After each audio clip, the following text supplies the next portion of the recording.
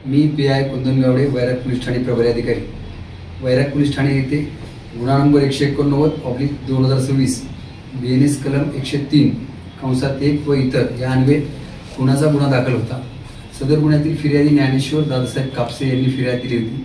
त्याच्यामध्ये त्यांचा भाऊ यातील मयत दिनेश उर्फ आप्पासाहेब कापसे व त्याचे इतर मित्र आणि यातील आरोपी हे सर्वजण 1 तारखेच्या रात्री एकत्र दारू पिण्यास बसले असता त्यांच्यात किरकोळ वादविवाद झाले होते.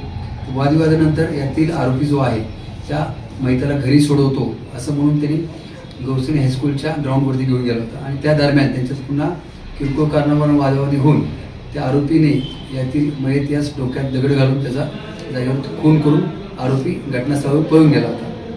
घटनास्थळावर पळून गेल्यापासून आरोपी हा अद्याप फरार होता. सदरच्या गुन्ह्याची व्याप्ती मोठ्या प्रमाणात असल्याने मर्डरचा गुन्हा होता. वरिष्ठांनी गांभीर्याने सूचना देऊन आरोपीला तात्काळ अटक करण्याची सूचना केली होत्या.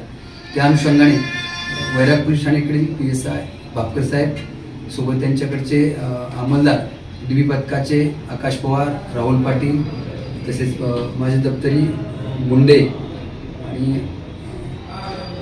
जाधवर बिजर असे सर्वांनी काल रात्रीपासून गुन्हा दाखल झाल्यापासून जवळपास 16-17 तास कंटिन्यू आरोपी शोध मोहीम राबवली होती आणि आज आम्हाला तो आरोपी यातील जो आहे तो मिळून आलेला आहे. त्या आरोपीस ताब्यात घेतलेला आहे. त्या अनुषंगाने अधिक आरोपीकडे विश्वासात घेऊन गुन्हा करण्याचं नक्की कारण काय, त्यात आणखी कोण त्यात समाविष्ट होतं का याचा आम्ही सखोल तपास करीत आहोत. आरोपी हा मोलमजुरी करणारा आहे, तसं सराईत गुन्हेगार नाही आहे. दारू वगैरे पिण्याचं त्याला व्यसन आहे. 2019 किरकोळ स्वरूपाचा गुन्हा दाखल होता. त्याच्यानंतर त्याच्यावरती सिरियस क्राईम रेकॉर्ड असल्याबाबत कुठलाही अभिलेख उपलब्ध नाही.